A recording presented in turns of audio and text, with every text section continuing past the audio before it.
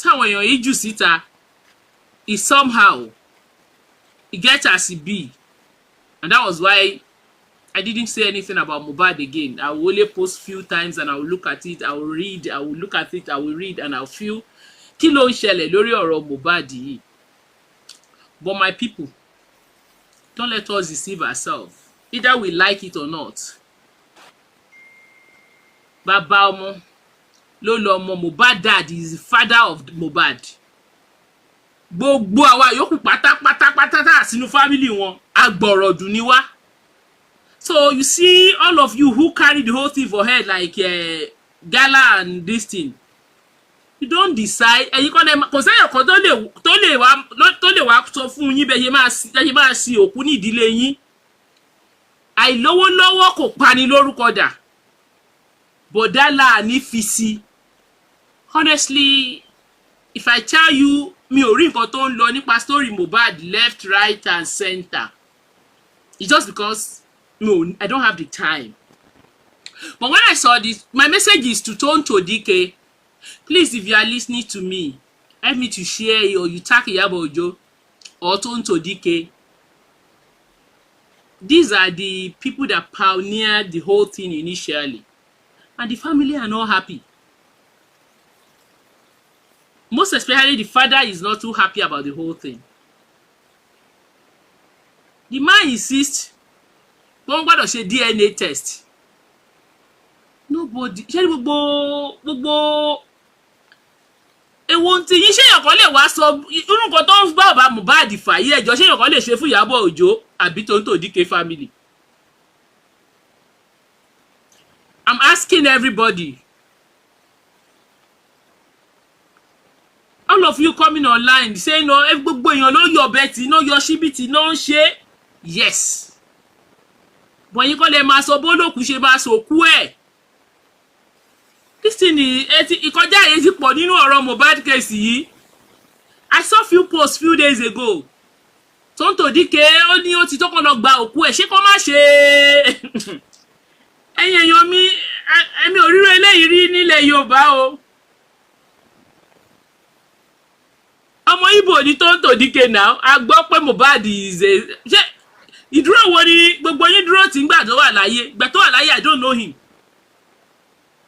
Mi orin ẹ̀ tí mo mọ̀ yóò lé orin tí mo tiẹ̀ mọ̀ ni. Ta ló sọ pé kò pọ̀ kẹ́? Naira Marley lèmi mú believe kò kọ́, ta ló sọ pé kò pọ̀ kẹ́? I never believe Mohbad. Pé Mohbad ló kọ́. Ohun tí Mohbad kú tó ni mo mọ̀ pé orin yẹn Naira Marley kọ́ ló kọ́, pé Mohbad ló kọ́. So ẹ jẹ́ ká fún àwọn people yìí ní a little bit space. Ẹ ti ṣe wọn bẹ́ẹ̀ tẹ́ lè ṣe. Tọ́mọ náà wá yín. Ẹ yàgò fún wọn, ṣé ó ní nǹkan mi tẹ́lẹ̀ gbà lórí òkú olókùú ni. Ẹ mà gbà mí kẹ̀. Àwọn ilé nígbà tí wọ́n náà fẹ́ yín nídìí ọ̀rọ̀ wọn, ẹ dẹ̀ sún sẹ́yìn. Ẹ wà nú ẹbí wọn ni. Ẹ̀yin ọmọ Nàìjíríà ẹ dẹ̀ ń wo bàbá yìí níran. All of you are just looking. Leave Baba Mohbad alone. Let him breathe. If he doesn't want you guys, ẹ jókòó sáyé yín, ṣe wà nú ẹbí àwọn Mohbad ni abẹ́bá. Ṣé tó mọ́ wọn lẹ́kìtì ni? Àwọn people yẹn aláṣejù ni yín o. Honestly, aláṣejù ni yín. Àlẹ́yìn àpọ́nlé báyìí. Àbùkù ló kàn fún gbogbo yín. Ẹ sún sẹ́yìn. Ó ní nǹkan tẹ́ fẹ́ gbà nídìí òkú Mohbad ni. Kò sí bí gbogbo wa ṣe lè nífẹ̀ẹ́ ọmọ yìí tó. Including all of you celebrities, all of you that spearhead here. Kò kì í ṣe bí yín. Wọ́n ní oko òun jẹ́ ti bàbá, kó jẹ́ ti ọmọ, kó má làálàá. Ìkọjá àyè ti pọ̀jù fún yín o. The man even came out. Fista yìí sọ̀rọ̀. Ẹ̀fọ́ òun ló lọ́mọ ẹ̀ náà. Oh God, Nigerians. Video tẹ́mi rí leléyìí o, mi mọ̀ bóyá ẹ rí o. Hello, brethren. I've been hearing say maybe some people want to go and carry Mohbad body. Please, when this boy dey alive, he's my son. On his first go, he still retain my name. Nobody should go there to take his body. Please, I beg one of people, I beg everybody, or even one of you, if they want to do anything there, I will be the one to authorize them. Nobody should go and carry Mohbad body from there. Ṣé ti gbọ́ ẹ̀yin agbọ̀rọ̀ jù ṣé una don hear ṣé una don hear ṣé una don hear ẹ̀yin aláṣejù ẹ̀yin ẹlẹ́tẹ̀ẹ́ ẹ̀yin ẹlẹ́sìn Mohbad ò kì í ṣe bí yín kò dẹ̀ sí bó ṣe fẹ́ no matter how you carry it àti tó yẹ pé ó ní nǹkan mi tẹ́ fẹ́ gbà nídìí òkú Mohbad ẹ ti ń tẹ́ lọ́wọ́lọ́wọ́ gbogbo ẹ̀yin tẹ́ pera yín ní tẹ́ spearhead ẹ̀ ẹ̀sìn ti ń dé wọ́n ní sister Tokunbo good evening how are you ó ní òun ò fẹ́ yín kẹgbẹ́ ó ní kẹ ó dẹ̀ òun lòun máa give order ẹ̀ dẹ̀ fi òkú ọmọdé yìí lẹ̀ ẹ̀yin celebrity sọnù yìí ẹ jókòó láàyè yín. In as much you cannot agree with the family, all of you should stay on your lane. Ẹ̀yin èèyàn mi ẹ jọ̀ọ́ ṣókó máa ń jẹ́ ti bàbá kó jẹ́ ti ọmọ kó má làálàá ní ẹjọ́ báwo làwọn pípù ṣe tàn mọ́ Mohbad. Ẹ̀yin ọmọ Nàìjíríà ẹ má wò mí ràn ẹ má ní í bẹ̀ ó ní gbogbo yín bá òun dá sí ni. Ṣé wọ́n ti bully reality ti setting now. Can these people leave this man alone? Let him breathe for once. Ẹ fi sílẹ̀. Ìkọjá àyè yín pọ̀. Ṣé ẹ tàn mọ́ Mohbad ni àbí èwo lẹ ṣe nínú ọ̀rọ̀ gbé sí ayé ẹ̀ ńgbà tó wà láyé? When this guy was crying, when this guy was going through a lot, I'll say this here. I don't want to say it before. I listened to Ijabo Ojo's partner or boyfriend, I don't know, but I listened to Polo. Let me put it this way. Polo said òun gbé bọ̀bọ́ yìí lọ sí London for a show, and this guy was in fear even in London. Sister Bintu, I don't think how Tonto and Iyabo they have right to Mohbad body after they have scattered his family and yes. Nǹkan tí ò yé mi nìyẹn ṣe rí Tonto Dike àti Iyabo Ojo ó ní kí ló fẹ́ gbà lórí ọ̀rọ̀ Mohbad gogo. Tí Iyabo Ojo bá fẹ́ ṣe gogo tó fẹ́ rí help ẹ̀, Iyabo Ojo àti boyfriend any opportunity to protect that boy, they didn't do it because Polo came online. I listened to him lórí Daddy Freeze. I don't know whether I'm the only one tí mo gbọ́. And this guy must have confided in him somehow because he said if the guy was in London, he was still moving in fear. He was trying to like calm me down. This is London. This is not Nigeria. You are safe here. You can move around. You can do this.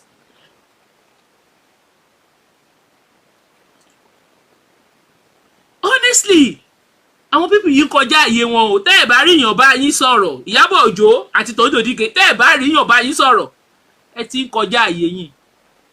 Lẹ́yìn àpọ́nlé àbùkù ló máa kan. Mohbad ó ṣe ọmọ ẹ̀yin méjèèjì ẹ̀ wá látẹ̀kìtì. Tonto Dike ọmọ Igbo. Iyabo Ojo, I don't know whether you are Edo or Yoruba, I don't know, but I know you are not from Ekiti. So báwo ni wọ́n ṣe ń pín tájá tó ń kọlẹ̀ mọ́mù? Kí ni position yín tó fi jẹ́ ilẹ̀ fẹ́ pàṣẹ family oní family?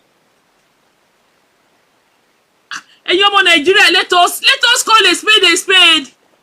Bẹ́ẹ̀ ṣe bully man yìí ó ti tó gẹ́. Ó tó gẹ́. Enough.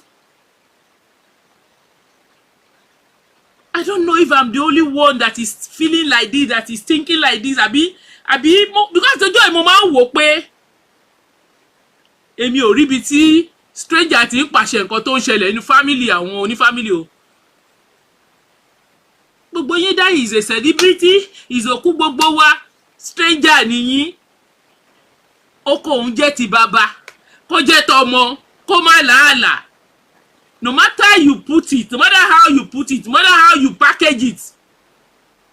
Gbàràmídọ́ Ọlọ́run lórúkọ yín. Lórúkọ ẹ mọ̀ lẹ́yìn àpọ́nlé báyìí ẹ ti fẹ́ tẹ́. because I began to ask myself when I listened to Paulo that day, and I said, why? So Paulo knows about this. Why tí Paulo ò ṣe nǹkan kan nípa ọ̀rọ̀ yìí? And I look at it. And when you look at this thing critically, I'm sure by the time Mohbad might confide a little bit, but fún Paulo. And at the end of the day, Iyabo Ojo wà ńbẹ̀ náà ó ṣe nǹkan kan gbà yẹn because ó sọ pé ìwà tí ẹjọ́ lọ London. I know I'm not blaming anybody, but lọ́wọ́lọ́wọ́ yìí ẹni tó lòkú ní olórúkọ ọlọmọ yìí ń jẹ́ kó tó kú ó dẹ̀ tún orúkọ olóṣèṣì ń jẹ́ ó ní kẹ́ fi ọmọ òun lẹ̀ because I read about a few days ago, if you see is on the internet, Toto Dike ń béèrè pé ó béèrè bọ́dì ọmọ yẹn mi mọ̀ bóyá some of you see, how many of you see that post from Toto Dike? I can read it. How many of you?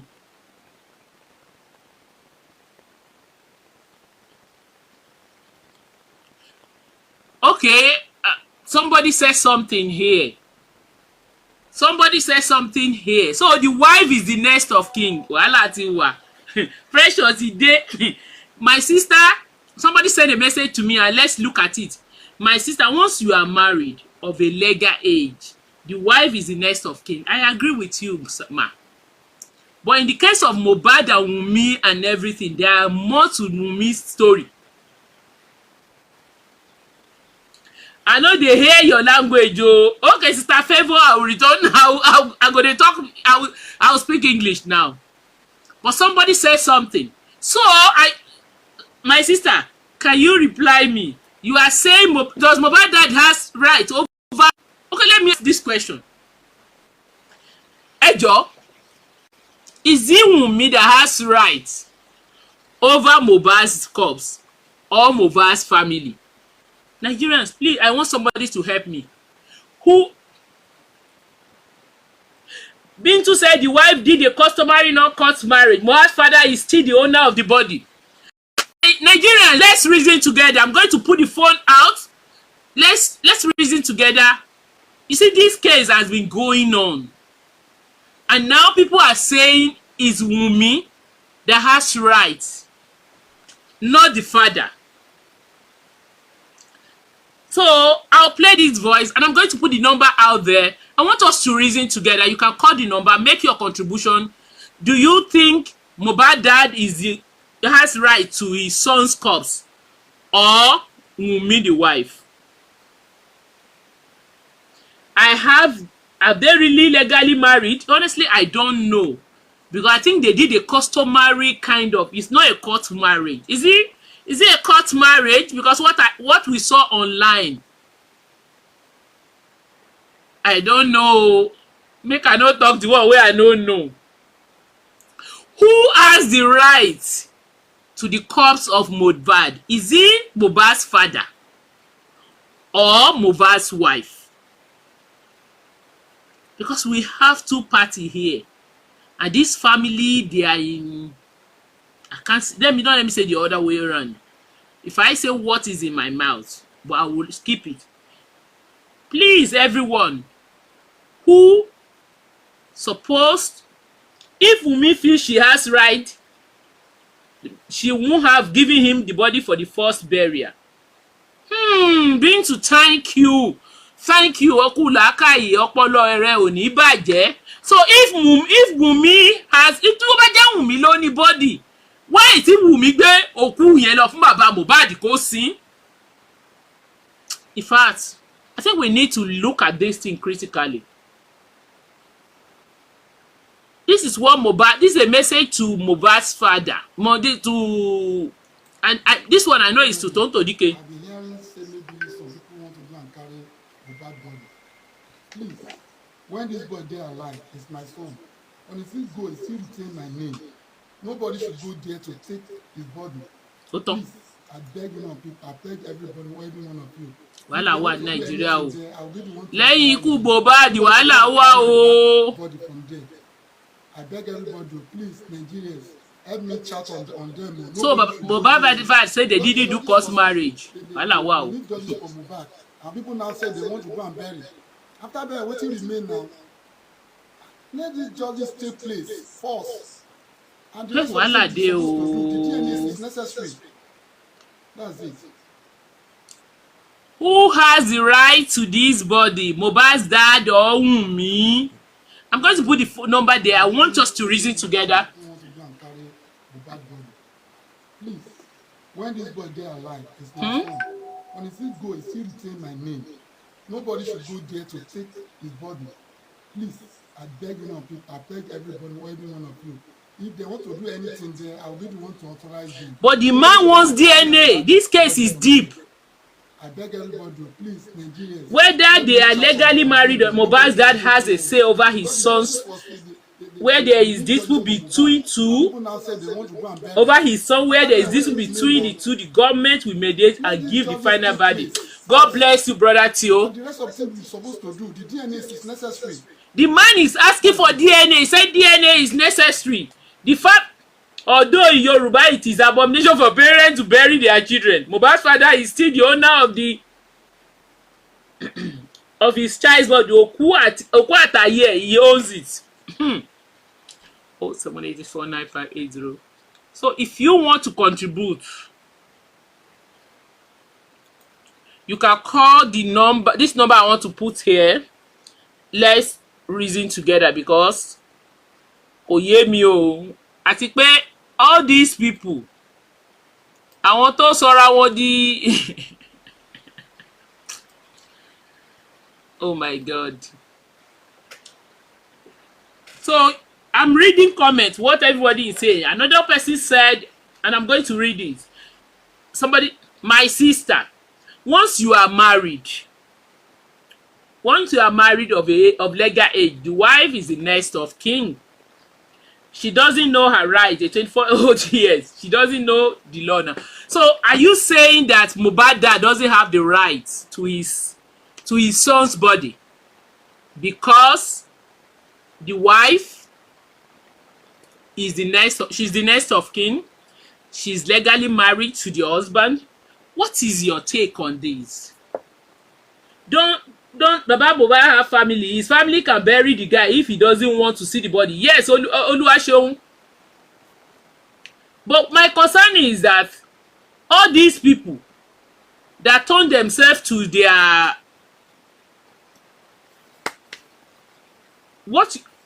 so Mohbad's dad, normally nílẹ̀ Yorùbá kò sẹ́ni tó gbàdúrà kó òun fọwọ́ òun gbọ́mọ sí o.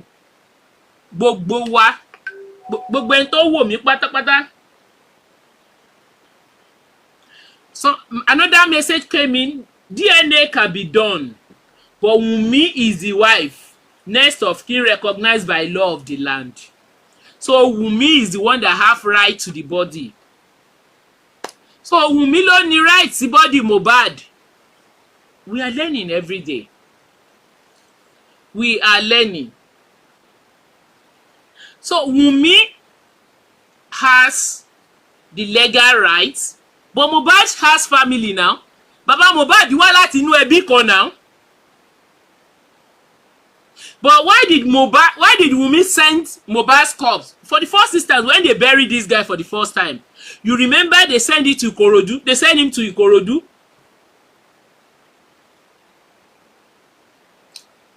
I don't know how you are looking at it, but I think at this stage, Tonto Dike, Iyabo Ojo, I think they need to back off.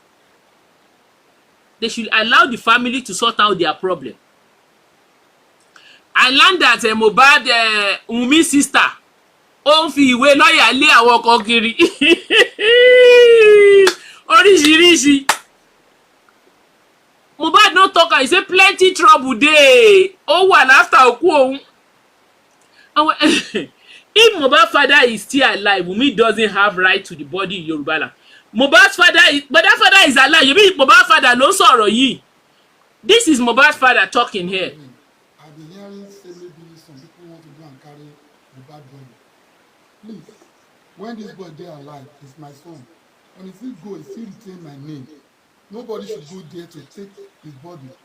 Please, I beg you now, people. I beg everybody. Anyone. Honestly, Brato, Wunmi is a suspect. Honestly, I feel Wunmi ò ní right kankan lọ. Gbogbo right ẹ̀ ló ti lose. Gbogbo right Wunmi ló ti lose.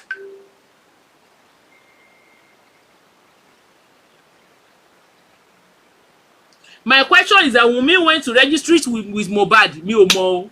That what I don't know, I will not say. I don't know that one. But me, since Wunmi is a suspect, I think Wunmi has no right at this stage. Wunmi, because the CCTV from in that house, all of a sudden, the níbo ló wà.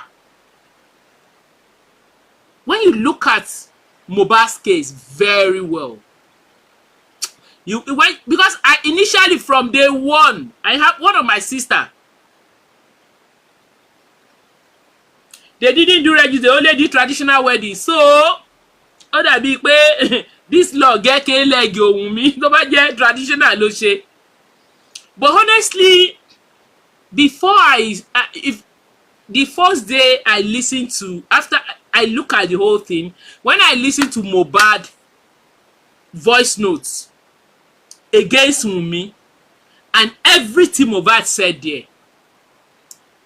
one of my sisters, if she watched this video now or not, and I told her, I said that at that particular time everybody was in support. They were fire, yeah, it was Naira Marley, oh, Sam Larry, oh, everything. I mean, I did like this. I said Wunmi, check Wunmi. The woman said, my sister, look at it. At least sis, I don't want to mention your name. I know you will be, maybe one way or the other you come across this video. You remember what I told you? I said Wunmi is #1 suspect. He said, but husband and wife do fight. When they fight, they say some nasty thing about each other. And eventually, anything can happen. I said, no, this case is a different thing. That Wunmi is a suspect. Until the whole thing exposed. And I continue to tell anybody, and I will say it over and over again. I do post it. Ṣọmọ ọ̀rẹ́ ń fagbó ni. Ṣọmọ ọ̀rẹ́ obìnrin ń fagbó ni. Kí lọmọ ọ̀rẹ́ ń ṣe nílé Naira Marley?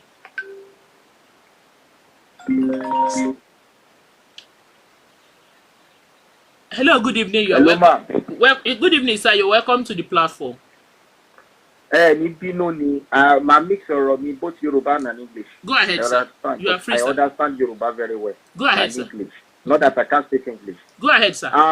Ṣé ní ẹkú ìtòmà lórúkọ Ọlọ́run mo gbàládùra fún ní gbòkó ọmọ sí. Àmín Jésù àtẹ̀yìn náà, sir. Ní mọ sàárè ọmọ. Àtẹ̀yìn náà, sir. Ní sunkún lórí ọmọ yín lórúkọ Ọlọ́run. Àmín o, àti gbogbo wa, àti gbogbo ẹni tó ń wò mí.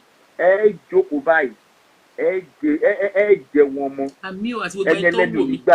Àmín Jésù àti gbogbo ẹni tó ń wò mí. Ẹkún tábíyamọ máa ń sun tó máa ń káwọ́ lérí tó máa ń gbà lọ́sùn pé ẹjẹ bá wà bẹ́ẹ̀ kó má sunkún mọ́ Ọlọ́run ní jẹ́ gbowó ẹ̀sùn fún ẹ̀ lórí ọmọ. Àmín o Jésù, àmín Jésù Kristi. Ṣé rí ẹ jẹ́ ká sọ tòótọ́, this thing was deep thing. Ní program kan wà tí mo ti máa ń sọ̀rọ̀, mo ní wípé kéèsì bọ̀bọ̀ yìí tí wọ́n bá fàdé ibì kan á kangun kan. Ṣé rí kéèsì bọ̀bọ̀ yìí tá a bá fà lọ títí Wunmi la ṣì ń fà lọ ní ìsinyìí nǹkan tí bàbá Mohbad sọ ní ìsinyìí pé kán má ṣe nǹkan ọmọ òun lẹ́yìn òun. Ó ní kó ṣe DNA test. Làwọn ní àṣẹ láti kán lọ sin òkú ọmọ yẹn. Then àwọn tí ń sin request fún DNA test nílẹ̀ Yorùbá Ọlọ́run ìjà sùn fún ọmọ o. Nílẹ̀ Yorùbá lóòótọ́ bàbá ò ní right àti wọn bí tí wọ́n sin ọmọ ẹ̀ sí. But situation tó wà lẹ́yìn bàbá yẹn ló ní àṣẹ láti sọ wípé ẹ lọ sí bó bá ṣe wù yín báyìí. Ṣé rí gbogbo àwọn tí wọ́n ń béèrè pé ẹ lọ sùnkú ọmọ yẹn, they are just using it to cash cruise. Wọ́n ti kọ́ gbogbo wọn lọ jókòó, wọ́n ṣe bí ẹ̀. Wọ́n lọ wà kan jẹ ni. Ṣé rí gbogbo ní ìsinyìí, ẹ rí pé gbogbo wọn ti keep silent. Because ẹni tí àwọn èèyàn fẹ́ jẹ́ kó sọ̀rọ̀, wọ́n ti ń wọ́ọ̀dì ẹ̀. Àwọn náà ló wá fún ní format. Mi ò dárúkọ èèyàn ó yẹ kọ́rọ̀ mi máa yí o. Àwọn náà ló tún wá fún ní format tó máa lò. Ó yá sí báyìí, sọ báyìí, wí báyìí, rí báyìí, sọ báyìí, wí báyìí. With their own plus their own lawyer. That this what is supposed to be doing, this what is supposed to say. tó bá jẹ́ ìyàwó gidi ni ẹni tá à ń sọ yìí ìwọ fún rẹ kọ́lọ́ má jẹ́ kí òwe ọkọ ìyàwó sunkún ọkọ kí ọkọ má sunkún ìyàwó tó bá jẹ́ ìyàwó gidi ni àwọn ìyá wa láyé àtijọ́ tí kankan bá ṣẹlẹ̀ sọ́kọ wọn máa ń fi pé ta ni ẹgbà ni wọ́n ti pa lágbájá kí ni lágbájá ṣe ẹ̀yà aráyé ẹgbà mi bá a bá tẹ̀ rí kankan gbogbo wa lọ àwọn kọ́kọ́rọ́ alátẹ tẹ́lí ti bá ṣẹlẹ̀ sọ́kọ èèyàn àwọn èèyàn abọ́ síta wá ní lágbájá ló fẹ́ kọ́kọ́ mi gàmẹ̀dù ló fẹ́ kọ́kọ́ mi why this woman tó pe rẹ̀ níyàwó ẹni tá à ń sọ yìí tí ò ṣe kọ́kọ́ fi gbé ta tó jẹ́ pé orí social media ló sọ pé wọ́n ti pa yẹn ó ti ràn ṣe bẹ́ẹ̀ ti pa báyìí ẹni tí kò ṣe àwọn wo ló pa who is this person tí wọ́n pa tí ò lè sọ tó jẹ́ pé wọ́n sọ pé gbàtàn ní kan ṣe gbogbo kìíní yìí ni gbogbo àwọn nǹkan yìí wá jáde mo ti sọ pé tí wọ́n bá wádìí kìíní yìí máa ó dìpù tó bá ṣe wo ìlọ ṣùgbọ́n tó bá ti lè mú wọn tí wọ́n fi sin bọ̀bọ̀ ẹ gbàgbé case close. àwọn tó ń pariwo kọ́ sí gan-an mọ̀ nǹkan tó fẹ́ bò. àwọn yẹ̀jẹ̀ rí nǹkan fìdí tán fi sọ bẹ́ẹ̀ ni wípé tí wọ́n bá ń díràgì ọmọ yìí jù ọmọ tá à ń sọ̀rọ̀ ń pa ẹ̀ tán bá díràgì ẹ̀ jù ẹ̀mí ẹ̀ ò gbé ó máa padà láhùn torí ẹ̀ náà fi wá wò wípé ìtó lè ṣẹlẹ̀ ní pé káwọn ilẹ̀ máa pariwo tí wọ́n sòkú ọmọ yìí ẹ̀mí ẹ̀ ò gbé torí pé wọ́n ti kó pressure lé lọ́rùn ẹni àwí wá pé báyìí ẹ mọ kan tó ṣẹlẹ̀ ní tó ti president wa ti lè máa sọ wípé òun ò kì í fẹ́ lọ sórí social media torí pé wọ́n máa ń búlì àwọn president nìyẹn o tọ́kílẹ̀sì èèyàn alára ara tó jẹ́ pé èèyàn ẹlẹ́ra ara bíi tiwa náà tí ì ṣe president tí ó ní kó kankan tó kàn ṣe kó ṣe tó kàn ṣe. àwọn wọ bàbá Mohbad ó wọ èmi kan wà lára àwọn tó bu initially. ẹ̀yin náà ẹ wá wò kákànjọ wò wọ́n bí léèrè ní court ní òbú o sọ̀rọ̀ èmi náà níyàwó tèmi náà o kọ́ wá nípa bí ẹ lè lórí court bàbá yẹn wá kó tíà kí nìyẹn dín mí nì wọ́n sọ̀rọ̀ kú ọmọ ó kó tíà. no ó ní bàbá Mohbad gbóbìnrin wá sí ilé. àwọn náà ní ara kan tó sọ mo sọ fún yín pé bàbá wá kó tíà ó wá kó bàbá mọ́bìnrin wá lé ara àwọn ẹ̀sùn tó ń kà fún wọn nìyẹn o ìjọ kan náà wà wọ́n fẹ́ ṣe ọbímọ wọ́n fẹ́ gba placenta nílẹ̀ Yorùbá confam. bàbá àwọn náà ń gba àwọn bàbá àwọn náà ń gba placenta mi ò rò pé ìyẹn ò ní anything bad. what to use that placenta to do you did not know how to bury that placenta is the baba have the right to do it.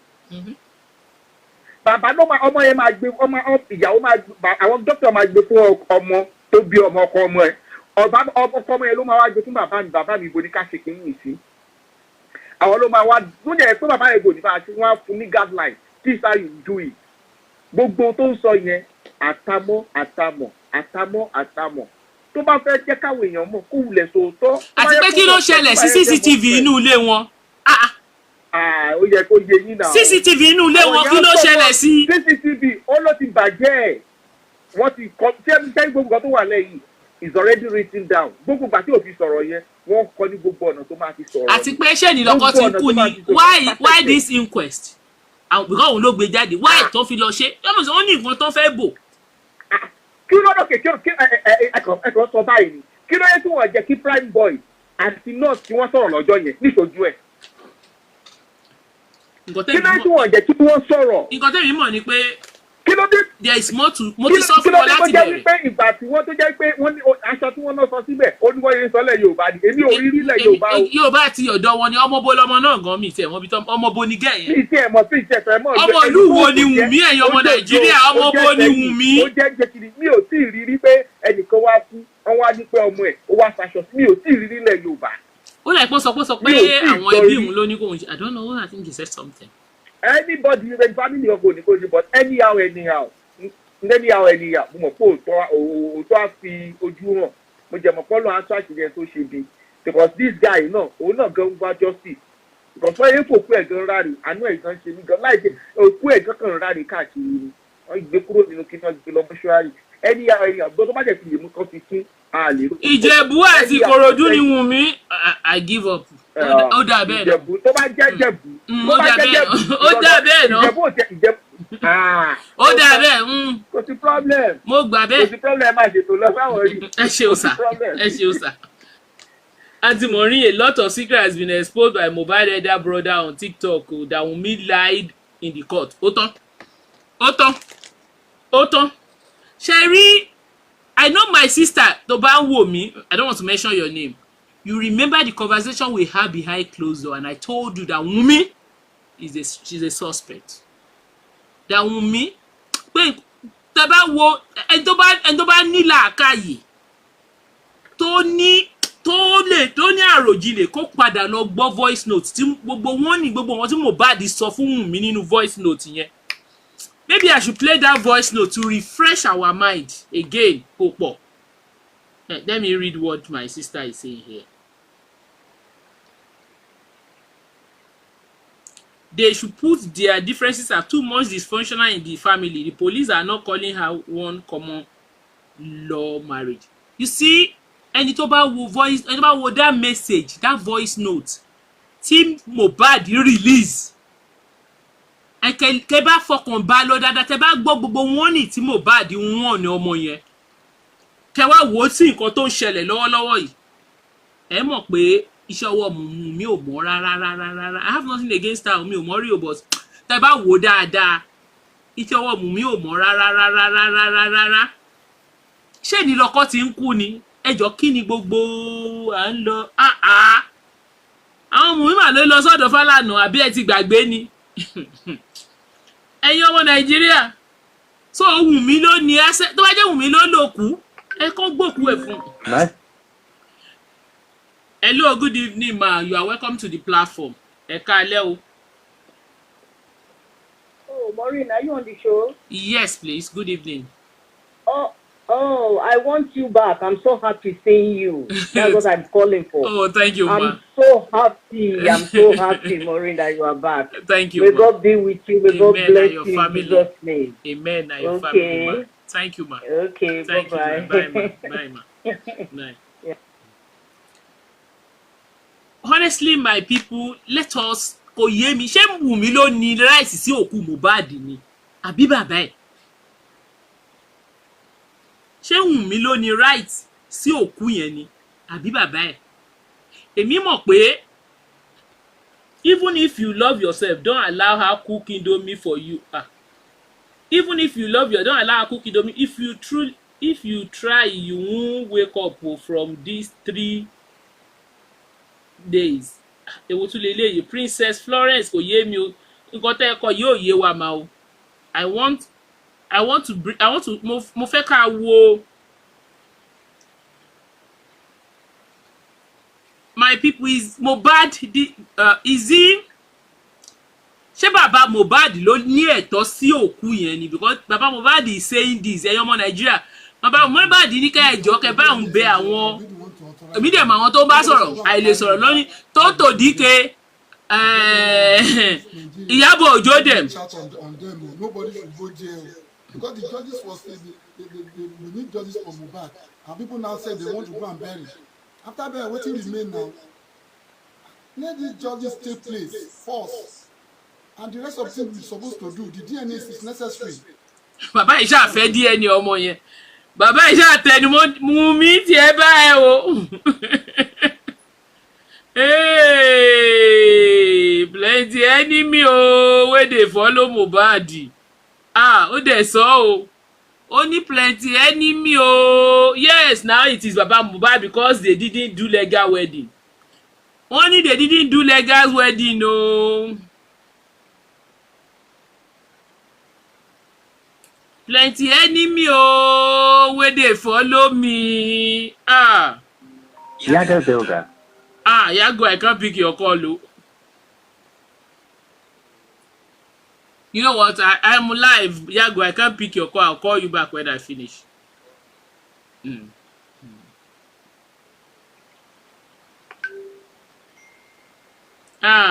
Mohbad.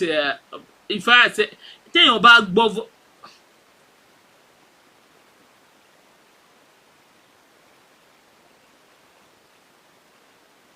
So wọ́n lè gba Mohbad máa lọ wá yẹn jáde mi ò mọ̀ follow ẹ̀ because gbà tèmi rí eléyìí ni mo ní kí ló tún dé ẹ̀yin people yẹ fi má ní ilé ẹjọ́ ó ṣe kíní ọ̀rọ̀ ọmọ ẹ̀.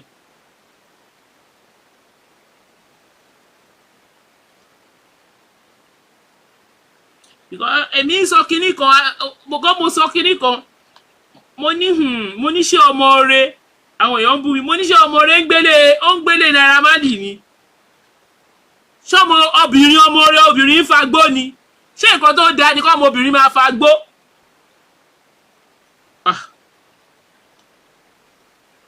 I think they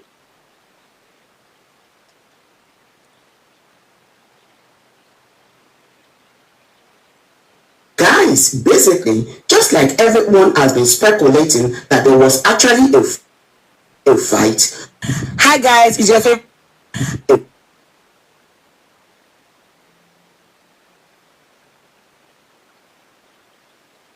because Fight. Ọlọ́run ló mọ̀ Yes, sir.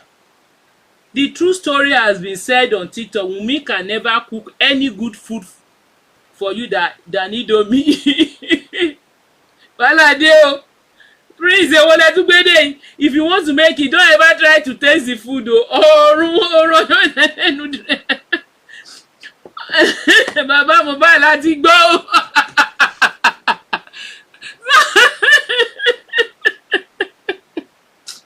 Wọ́n lè yọ Wunmi màtí so kò lè sọ oúnjẹ Indomie ni wọ́n lè ṣe.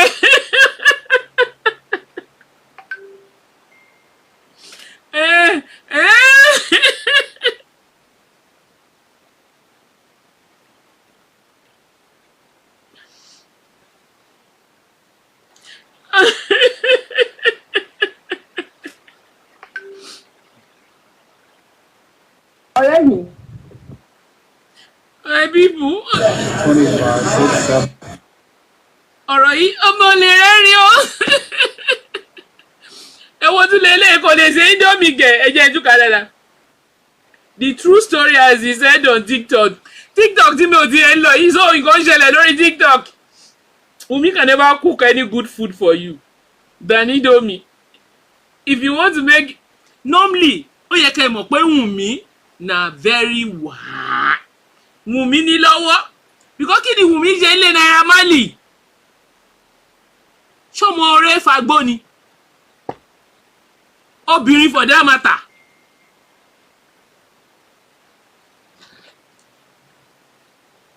Igbó màlá pé igbó ìyá Wunmi gan ó yẹ kí ìyá Wunmi báyìí kó ṣe báyìí kó kọ́wọ́ bojú but mi ò fẹ́ I don't want to nígbà tí wò yẹ má wò títí because Wunmi 24 years ọdún wo ni Wunmi ti wà lórí street kí ni Wunmi ń ṣe nílé Naira Marley? I've been asking everybody ṣọmọ ọ̀rẹ́ fagbó ni níbo làwọn òbí ẹ̀ wà ọmọ orí street ni náà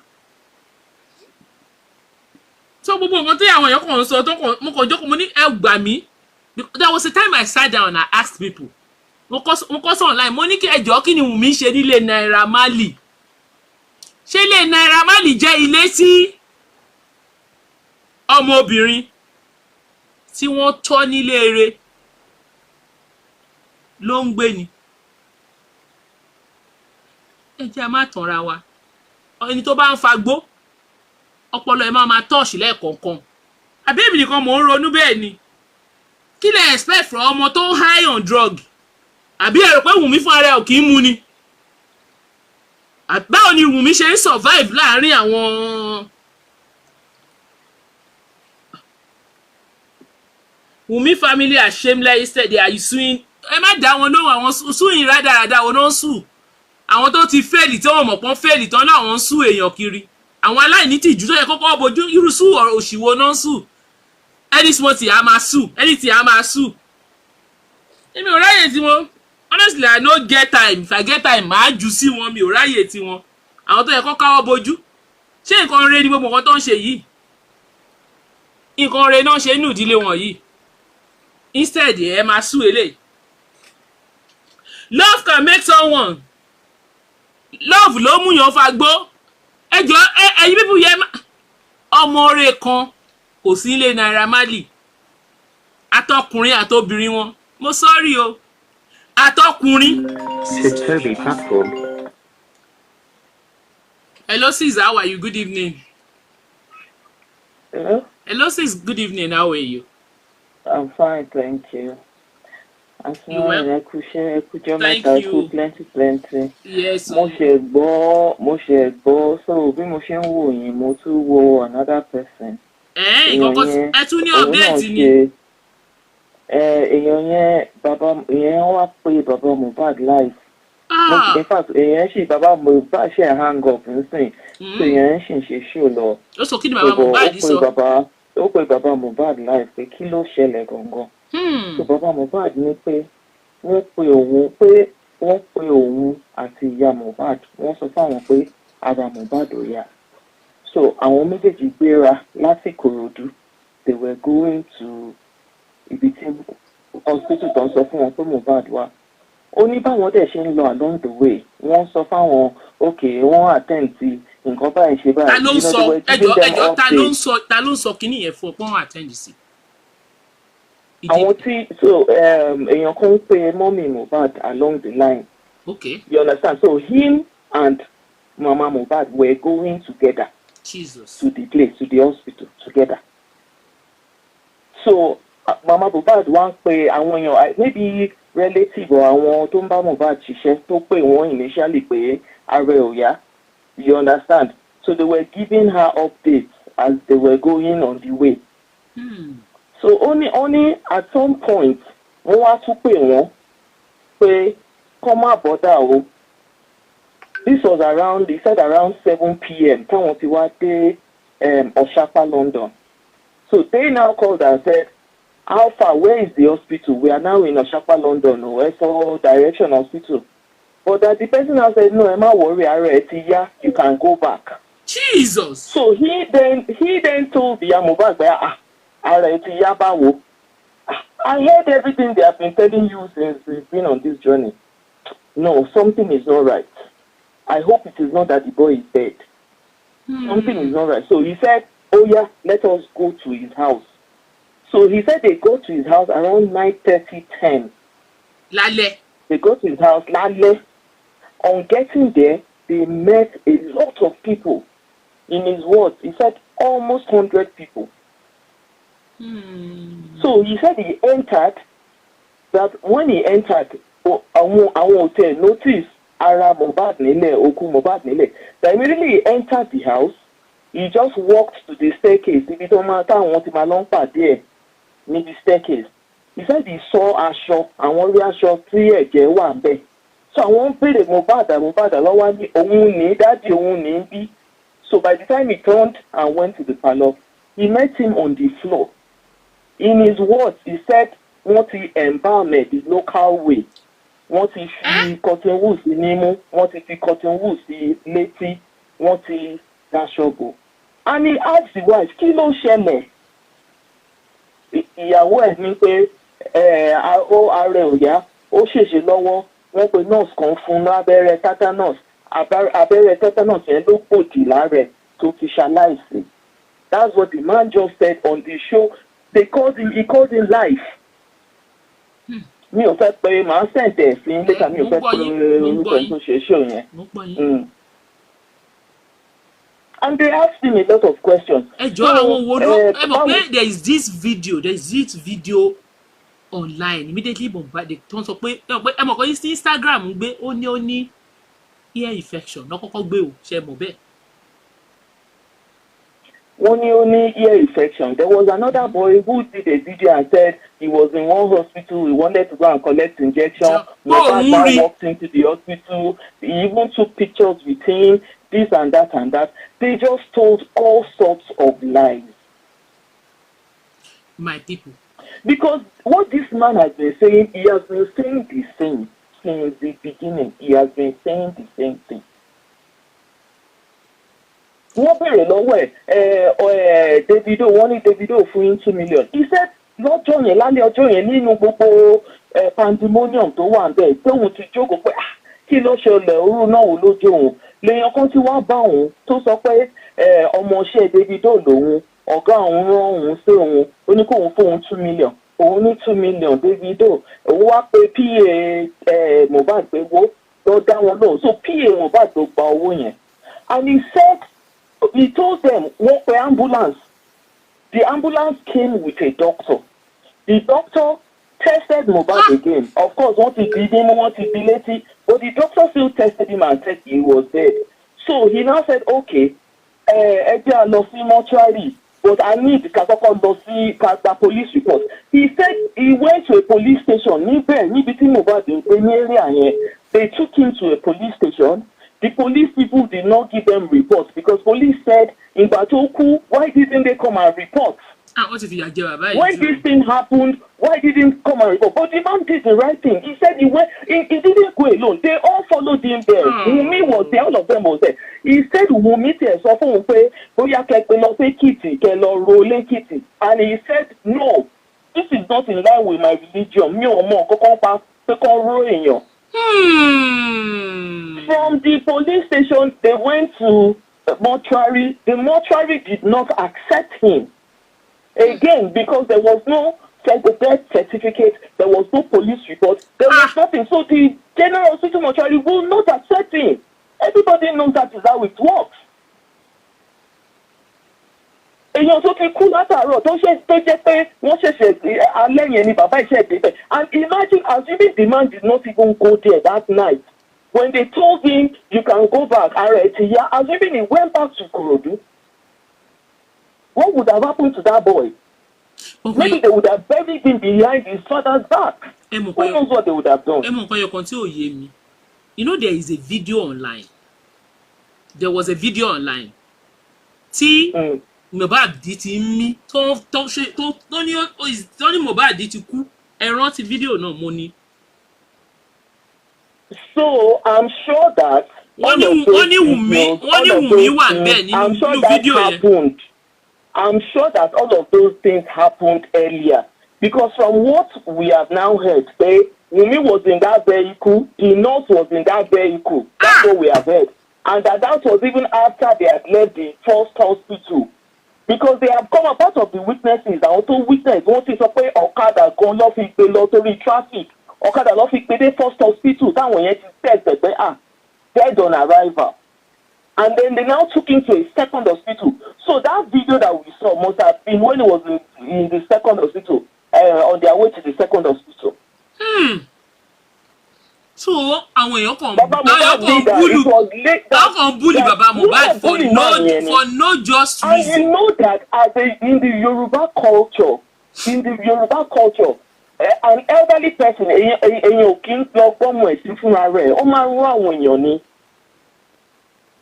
So he said that PA Mohbad 2 million tó kó fún PA Mohbad yẹn, he told them okay, owó tó fún wọn ìwọ lọ ra pósí, ìwọ lọ ṣe báyìí, ìwọ lọ ṣe báyìí. So PA Mohbad ló ra pósí tó fi ṣe lọ́rùn. Yes, tó fi ṣe gbogbo ẹ̀. So the man said that if not that they even exhumed the body, all the things that he saw pé ọrùn ẹ̀ wọ́ kíní kan ṣe kíní kan, and the videos he's seen around, he would never know. But for the videos he saw and the fact that they exhumed the body, that's when he saw that there is even a cloth, this happened, that happened. Because he's a Yoruba man. We know that, it's not possible for him to go and be the one to do all that by himself.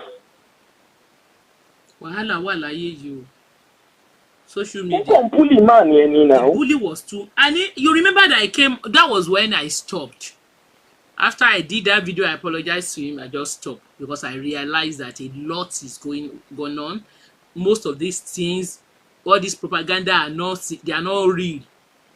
Because mo wò pé báwo ni Naira Marley ṣe pa ọmọdé yìí? Wọ́n bully Naira Marley abuse. Ọlọ́run ló yọ Naira Marley that Naira was not even in the country. Bá rò pé yìí nù. Bóyá òun gan bá ti dolóògbé, wọ́n lè ti mọ̀ bẹ́ẹ̀. You are right, sha. Because wo gbogbo ariwo yẹn. I remember máa tún wá síta mà ní Naira máa ṣáà máa wà máa wò pé èmi ò rọ́wọ́ mo mọ̀ pé Sam Larry ṣe nǹkan. From the post the wife that from the post Wunmi ṣe. Wunmi gan wà lára àwọn tó ń pariwo Naira Marley. Wunmi was àwọn ló wà background náà. Wunmi gangan ló ń pariwo Naira Marley. Even the mother came out and did a video. She said, òun ni ìyá Mohbad, òun ò kú o, kán bá òun wá náírà o, òun ò mọ náírà o, àtọ́jọ́ tọmọ òun ti ń kọrin ló ti bẹ̀rẹ̀ sí ní sọ náírà, call náírà, náírà. Can you imagine? Later, we now saw video of the woman, Mohbad's father, and Mohbad inside Naira Marley's bedroom tí gbogbo wọn sọ̀rọ̀. Iṣẹ́ woman came out to say òun ò rí náírà òun ẹ mọ̀ pé kí ìyá ẹ̀ tó sọ̀rọ̀. I remember I after I did a post and some other people that were asking, níbo ni ìyá ọmọdé yìí wà? The public ló pariwo pé níbo ni ìyá ọmọ yìí wà kí òun fún ara ẹ̀ tó gbéra ẹ̀ jáde. I don't know why people are comfortable. Sherry, for me, mi ò ní náírà mi láwọn ọmọ mi ní kan tí Naira Marley ṣe dá o. But to be sincere with you, Naira Marley kọ́ ló pọ̀ ọmọdé. A mọ̀ pé nǹkan tí Naira Marley ṣe ò dáa, but why are they trying to take the focus away from the real problem? Ìṣẹ̀rí Ọlọ́run ni. Ṣé ká ní Naira Marley ò àti Sam Larry ò padà wá sí Nàìjíríà kan wá kan ní ó yá ẹ wá investigate wa. A lè má rí kinní yìí, wọ́n yìí lè máa pariwo orúkọ wọn fẹ́ mọ̀ bẹ́ẹ̀. Tó bá jẹ́ pé àwọn èèyàn kò bẹ̀rẹ̀ sí ní máa béèrè question pé hold on a minute. So Naira tẹ̀ ń pariwo yìí so kò tẹ̀ sí ní country. Kò sí ilé. Sam Larry náà tẹ̀ sí ní country. Okay, ẹ̀yin tẹ́ wà níbẹ̀, ẹ̀yin wo lẹ wà pẹ̀lú ẹ̀ nígbà ìgbà tó ṣẹlẹ̀. Thank God some people started asking but where is that audio? Only Sam Larry sọ pé in this social media they can doctor that audio. Right now, me, I don't even believe any video or audio anymore because clearly anything can be doctored. Right now, the culprits, and separately when they started the Corona Inquest, they said that the last time that they went to court, that they wanted Mohbad's brother, Adura, tí wọ́n jẹ́ kó sọ̀rọ̀. Speak, but one of is a minor. So they didn't want to force him. They asked Mohbad's father this evening, no phone call, my boy. They asked him, Daddy, how old is Adura? No, Daddy, Adura. He said in his words, Adura is my third child. Mohbad is my second child. So immediate junior. So they asked him again, how old is Adura?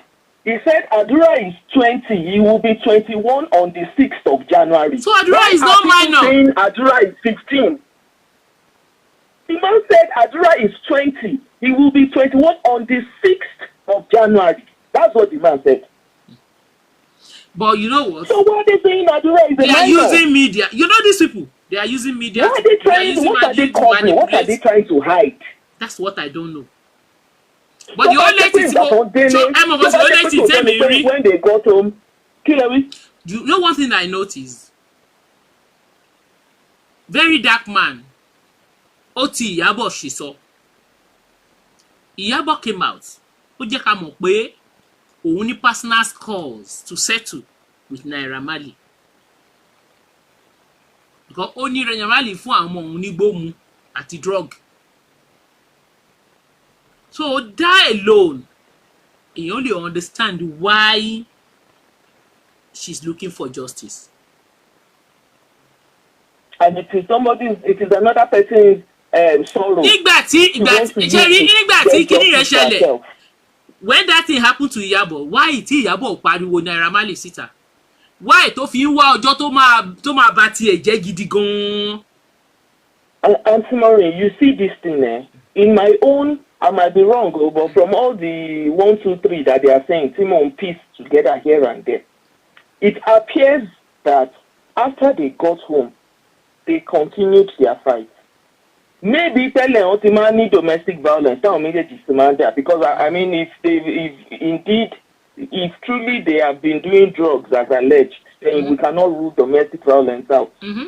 So if they had domestic violence and they fought and somebody injured somebody and it became a wound that eventually caused the death, why didn't they say the truth from the beginning? If they would have made it a family affair, they would have resolved their issue. They will not, and why did they have to, and they are now trying to rob Naira Marley and start looking for who to rope in, because look at the way they were accusing the man. They made many of us accuse the man of wanting to use the boy for ritual. Yes. Then later they moved all sorts. I want to say Mohbad ni memory failure, only ear infection, only clinical. What are they telling? What is?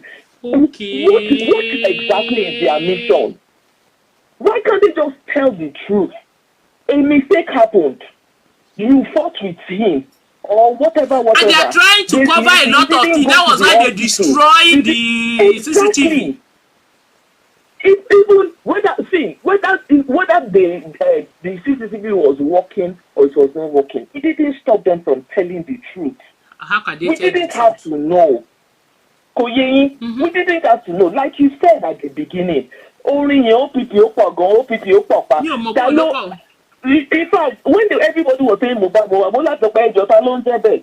Mo wá play orin mo ní so òun ni, you know, no, people didn't, I mean, we didn't have to go through all of one this. thing I know for sure is that we don't even gbogbo orin táwọn complain enemy wey dey for all these things kò sẹ́ni tó mọ̀ nípa orin yẹn, kò sẹ́ni tó mọ̀.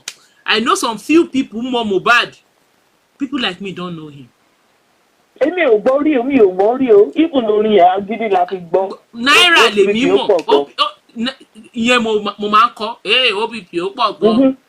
Náírà la rò pé ó kọ́. Me ò believe. So they would have resolved. So people, things happen, you know, because from what has happened so far, from conversation so far, even from Baba Mohbad, it is clear pé òun àti ìyá Mohbad gan wọ́n ti máa ń sọ̀rọ̀ kò ń ṣe pé wọ́n ríra wọn, you understand? Yes. Wọ́n ní Mohbad sọ pé òun fẹ́ ṣe wedding fáwọn méjèèjì. Exactly. So why are they painting that picture of, because even the video tí Mama Mohbad ṣe and even the way don't change thing, you understand what I mean? You see what is going on? You know the way I look at the whole thing. The way I look at the whole thing is that the mother has reconciled. Mohbad, Wunmi àti Mama Mohbad àtàwọn kan wọ́n wà ní one carcass. Exactly. What are they hiding? Àwọn Baba Mohbad àti Baba Mohbad wà ní carcass kan. Baba Mohbad sọ lálẹ́ yìí, ó ní òun àti ìyá Mohbad làwọn jọ ń lọ sí hospital yẹn. They were going together. Imagine. They were going together. So wọ́n ti parí ìjà wọn. Yes. In the same vehicle, they were going there together. So because wọ́n béèrè lọ́wọ́ wọn ní, so why didn't you ask ìyá Mohbad pé kí ló pa Mohbad? He said they were together. Ó ní ìgbà táwọn débẹ̀, the same thing that wọ́n béèrè lọ́wọ́ Wunmi jọ ń sọ fún àwọn méjèèjì ni. Honestly, my sister. So what are they hiding? They need to hold Wunmi very well. Wunmi kò sọ nǹkan tó ṣẹlẹ̀. Because that guy, bàbá tó mú yẹn, that guy, that is his childhood friend tó mú yẹn ò mọ anything nípa ikú ẹ̀. Wọ́n kàn jà normally. Ó dẹ̀ ní. Ẹ mọ̀ pé wọ́n tún rògbò yẹn náà mọ́ àtọ́kùn. Wunmi ló wọ́n ní Wunmi ìṣọwọ́ rẹ̀ Wunmi nìyẹn. Wọ́n ní ó fògùn náà. Wọ́n ní ó fògùn náà. Ìyẹn ló kọ́kọ́ gbé jáde. Ìgbà tó realize pé court of law kò gbọ́ ogun o kò understand jazz. Want to change here. You know when you look at that boy, when you look at that girl's boy, yeah, it was it all sorrow. And when I look at that boy's own, only concon, because it was alleged, because these guys they are fully on drug. Atoko ati yawo according to nǹkan tá ń gbọ́. So when to ba wà on drug, they can do and undo. Ibi tó ti ń jà.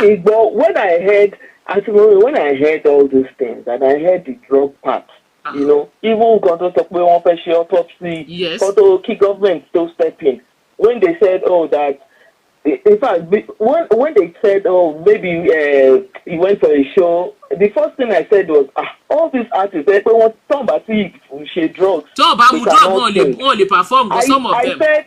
I said, I hope that the injection they gave him did not interact with drugs in his body. Possible. Because it will be another case of Michael Jackson. It will go straight to shut down things in his, you know, it will affect his heart. It can lead to convulsion and seizure. It would, you know, just cause wahala for him. That was the first thing I said. I said, I hope that the injection, because I didn't even know that later on to what that he actually was an addict. I said, So because he was an addict, that was one of the problems he even had with Naira, that his parents had to go and be begging Naira. Because because, you know, he was addicted already. Totally affected. So all the ones of where Omasopa Ayawunja, you Auntie Mary, Chibi between Bayi, Emma, what to want to want. Iṣẹ́ tí mò ń ṣe ni iṣẹ́ tí mò ń ṣe ni mental health substance misuse I understand perfectly. Exactly. So that one tó tiẹ̀ tán sọ pé ó ń sọ fún Paulo ní London pé Ayawunja tí Paulo sọ pé calm down. Ó lè jẹ́ pé oògùn yẹn side effect oògùn tó ń lò ló ń kọ̀ ọ̀sẹ̀. It doesn't necessarily mean pé èèyàn kan ló ń lè káàkiri. Wọ́n ní you know they thought when Naira Marley is Peckham boy, so ó wà ní London automatically maybe he thought Naira pé òun bọ̀ láti Nigeria ó lè wò pé Naira ló ní you know the way Naira Marley ti máa the way tó máa fi máa rí Naira. Picture fún wọn pé òun lòun ní London òun ní òun kan UK kan. Yes now pé òun kan UK kan and you know Naira Marley na Peckham guy now so ó lẹ́nu when it comes to Peckham so gbogbo yẹn maybe ó dẹ̀ mọ̀ bí Naira ṣe mọ̀ pé bó ṣe máa rí Naira máa yàtọ̀ sí báwa ṣe ń rí Naira. Yes, true. So the way he will àti pé mọ̀ pé ó ti rí fìrí ó ti bá wọn jẹ ó ti bá wọn mu ó ti mọ bí Naira ṣe tó ó dẹ̀ mọ àrà tó lè dá. Maybe that is why tó fi jẹ́ pé ó live in fear. But drug tún pẹ̀lú nǹkan tó jẹ́ ẹni tó bá ṣe mental health very well tó understand what is called substance misuse kàn lọ kà you will see that all these things tẹ́ bá wò drug tó ń mú máa pẹ̀lú nǹkan tó fa ìdajì nǹkan tó ń ṣe wọ́n ní ó fẹ́ jump ó gbọ́ ọmọ ó lóun fẹ́ jump sínú kinní gbogbo àwọn kinní yẹn is something they should look at it very well. And the father was saying that the reason that right now stage táwọn wà yìí nobody should go and bury his child behind him. And I 100% support him. Nobody should do that. We should get to this. He said lórí show tí mo sọ yìí he said nobody should bury his child. He said nísìnyìí kò sí kánjúkánjú mọ́. Let the results come out. Let everything come out. Then pé kó ṣe DNA.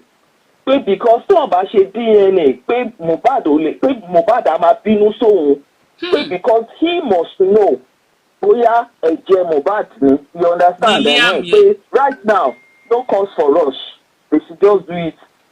But DNA is the easiest thing láti ṣe since his body is out. Autopsy ò sí why is it tó ń tojú ké ṣe ń sọ pé everything is slow. And at the same time who is Toto Dike in this case? Òun ló máa sọ fún àwọn tó ń ṣe autopsy bó ṣe fẹ́ ṣe wọn ni. Let's call a spade a spade. Toto Dike òun ṣe bí àwọn alọ́ba. Toto Dike she's not even from Ekiti State. Ṣé báwọn tó gbé tó ń kà wọ́n kún èèyàn ni ṣé báwọn tó our family they should leave this family alone. Níbi tó bá dé yìí they should back off. Àwọn Nigerians ló fún wọn lọ́rọ̀ sọ. No àsìkò yẹn ti kọjá. Family ẹ̀ńdọ́ nìkan lòun ò fẹ́ wọn. They don't want wọ́n lòun ò fẹ́ wọn so they should stay clear. What is there to celebrate about it? Celebrity. Rather. Honestly they should stay clear because I think they have personal issue with Naira. The whole thing has something to do with Naira. Sometimes I think that the people in government, I think that their brains, sometimes I think something is wrong with them as well. You cannot say that yet, sister. Because I don't even know why the people in government cannot. Until when the result is out. No. What I'm trying to say is that the people in government, if they themselves are up and doing, why will anybody come and be calling you to tell you what to do? You see, I think those people in government, you are very, very correct. In what capacity Tonto Dike is asking for them to release? In what capacity? As what? Is he as a member of Aloba's family? The other day that they went to see Mama Mohbad, that they went there to see Mama Mohbad. They even went to the senator. There are so many issues in Nigeria. The senator Onisheshe. Really? Because everybody they want to be relevant. Yeah, but it's a trending thing. So everybody is trying to chase whatever they are chasing. What is sacking? Yes, village people no sack rubbish and nonsense. That one too came and said they should name a street after Mohbad. All the many Mohbads that died before Mohbad. You know what? I'm reading something here. How many of them are They said named Toto too equally has issue with Naira Marley because of NDLEA teen ambassadorial warrant. Even Naira is not. That Naira but Naira is not there. He's not my people. He's not an ambassador. I don't know why people keep saying he's an ambassador. Àtijọ́ tóun àti Máwá díjì wọn.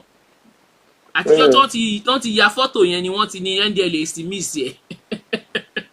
He's not an ambassador. And one thing people need to understand about NDLEA. NDLEA is not like a police that will arrest people.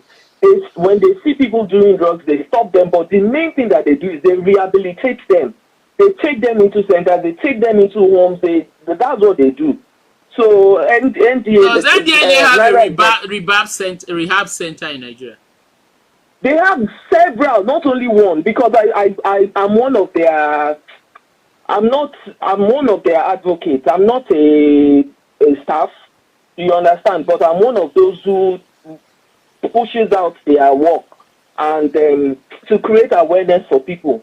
Wow. Every week I attend their meetings. Every week, virtually. They do it virtually. Every week. They do it on Twitter. They do it on social media. Every week. They talk about all of these things. Naira is not their ambassador. Me, I'm even thinking of having a center in Nigeria soon. Substance Misuse Center by the special grace of God. They have rehab centers in Nigeria. But then, how many people even go there? A lot of people hide. They hide these things. They know that. No, but it's a serious. These are vulnerable people in the society. Either we like it or not. No, people hide because, the same way people hide their children. When a child is autistic in Nigeria, they will go and hide the child in a room.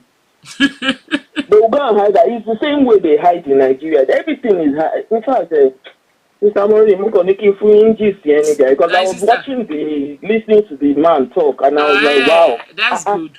That's good. It's nice. But I think Toto DK and Iyabojo and Co should try to they should. Oh yeah, call mellow down now. Because only one fẹ́ yín nílùú ẹ lọ ń dárin. Ẹni tó ń dòkú. And they need to. I don't know the relationship between Iyabo and Wunmi or Tonto Dike and Wunmi, but the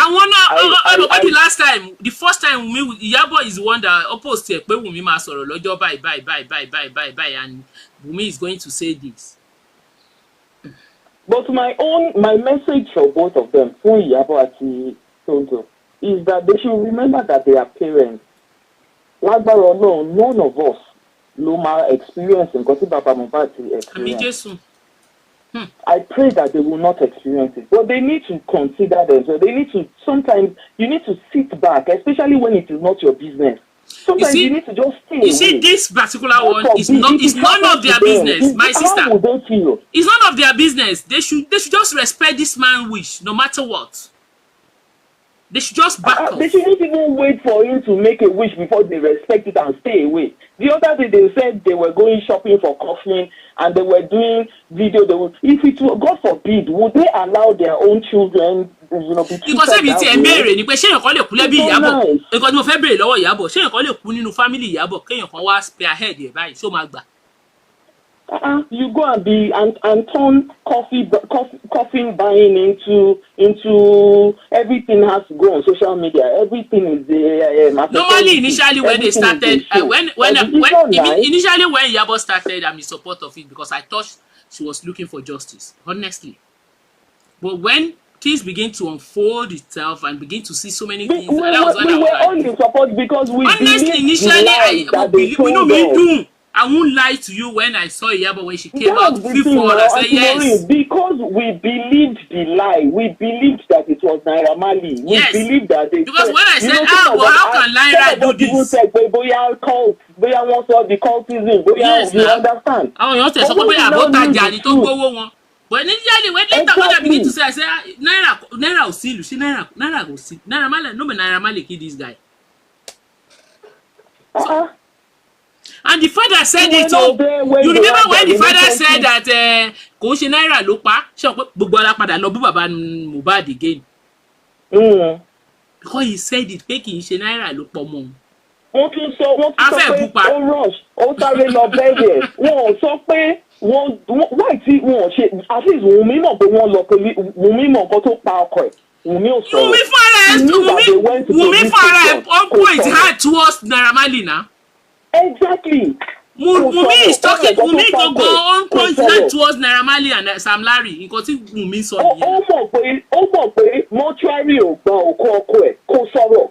And they were blaming that man and accusing him, and she kept quiet. That is wickedness. And this is a man tí wà tí ẹ ti jẹ. Not that you had any issue with him, and you kept quiet. And they are dragging him, they are doing him, turning him this way, turning him that way, and you are quiet.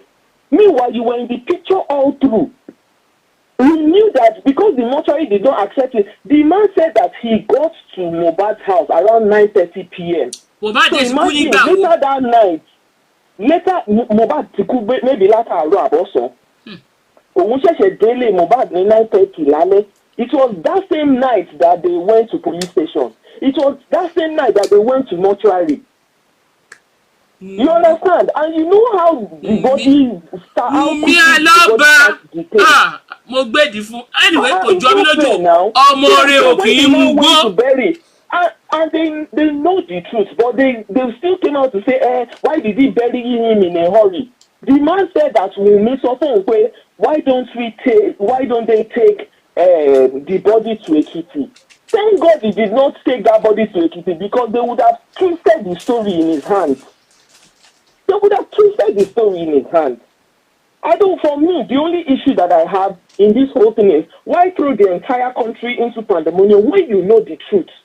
That is why tí ò ní lọ punish. One of the reasons why tí Wunmi táṣìírí Wunmi gbọ́dọ̀ fi tú.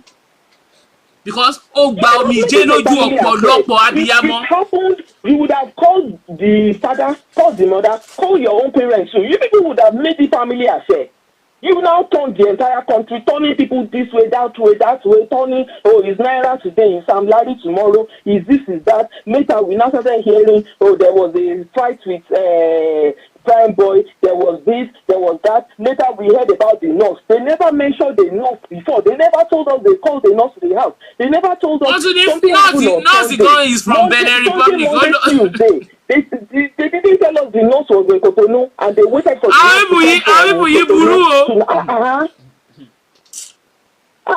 many hospitals are in Lekki? If you turn right on left, every corner of Lekki there is a hospital.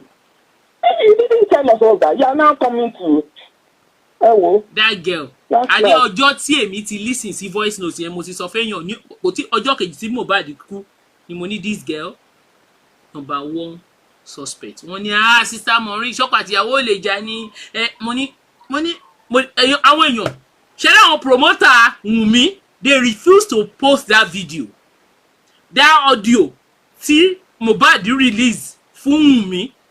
They did not allow that video, that audio to move far. I posted it. A lot of people come here, money no. I posted it. And for you to even know, for you to even know the type of people that surrounded Mohbad, they gave them money. You had 2 million naira. Go and buy coffee. Go and do this. They can't even buy a coffin long enough. And when they took the coffin there and they saw that it was not his size, they couldn't return it to another one. They had to bend his neck. What sort of human beings? Did the wife not see that? The wife must have been, at least the wife would have been there. The father, as per the Yoruba tradition, cannot witness it. I don't think the wife can witness it. Maybe Oma were devastated. That one. But was she not the one that put the cloth inside the coffin, according to her? She said it is. I think she said something about. She said that she threw the cloth. There's a reason for the cloth, but at least she agreed that she threw the cloth inside the coffin. Did she not see that his neck was bent? Did she not see it? Come on, Did she not see it? Anyway, Sherry, the kind of life but tell me padà wá rí àwọn ìgbésí ayé. Some people will argue. No, 24 years old somebody I got married at the age of 24 is not a big. Is somebody 24 years. Èmi got married at the age of 24. So kì í ṣe ọmọdé. ọmọdé tó lè bímọ ọmọdé tó bímọ abiyamọ nínà ọmọdé tó ń fa tó ń fagbó ẹ mọ̀ ṣe rí because of the kind of irú ibi tán wà life bí ó máa ń kéré báyìí lójú wọn nígbà tọkọ wọn ní baálẹ̀ ń ta gbó ìyàwó ẹ̀ ń tò gógóró ẹ̀dẹ̀ lẹ́ẹ̀fẹ́ èṣù lábúlé èṣù ti wà lábúlé already because immediately I continue to ask question mo ní sọ ọmọ rẹ ń gbélé Naira Marley ni because if this ọmọ yìí lè máa gbé pẹ̀lú wọn ní ilé Naira Marley because mama Mohbad say something ó ló bá fọmọ ológun alọbáyọmí sùn nínú the same house ṣe ti rí fídíò ibi tóun àti Naira Marley mi ò ní kankan ẹ lọ wò lórí bẹ́ẹ̀dì kéèsì I mean, all this unnecessary. ṣe rí ìyá Wunmi gangan bàbá ńlá I don't want to talk èmi ò bẹ̀rù yín o because Anyway, I don't want to get into their mess mi ò it's not a case I want to do but ngbà tí mo rí eléyìí mo kàn pé it's high time. Only sometimes when God will, when somebody's time is up and, when the person needs to be exposed, all sorts of things. Because, whatever accident, incident, mistake, or whatever happened in the house there, they could have just resolved it. They could have called because they feel they can cover everything up. They feel they can cover everything up. Sometimes when you sin, when it gets to a point, the roof will blow off now. For the man to insist that DNA, ẹ má sọ ọmọ òun, má ẹ mọ nǹkan tó ń ṣe, so ó ti dúró dè wọ́n ni. Ó dúró dè wọ́n ni. Kọ́nà kó ṣàánú wa. All right, Auntie Maureen. Thank you, ma. Èmi gan ti fẹ́ máa lọ. All right, try. Yes, Ali Abubakar. Thank you for the star. I miss you. How is my wife? Oh? Thank you, sir. Thank you very, very much. Thank you very much. Thank you for the star. Good evening, everyone. Thank you once again. No, yes, either we like it or not. My message is to Toto DK and Iyabo Ojo. Please, you guys should leave Baba Mohbad alone. You've all listened to his voice, the video he did now. Let us respect his wish. You love Mohbad. I love Mohbad. Every one of us love Mohbad. But there's nothing we can do about it. Oko unje ti baba, ko je to omo, ko ma na nla. There's no how you can love Mohbad more than Mohbad's father or more than Mohbad's family. At this stage, I think the best you can do is to back off. Allow them to do whatever they want to do with their corpse. Because I saw it recently, Tonto DK actually requested for the I read it online. I even posted it itself. And I hope it's high time you guys just let them be and be looking like every other person.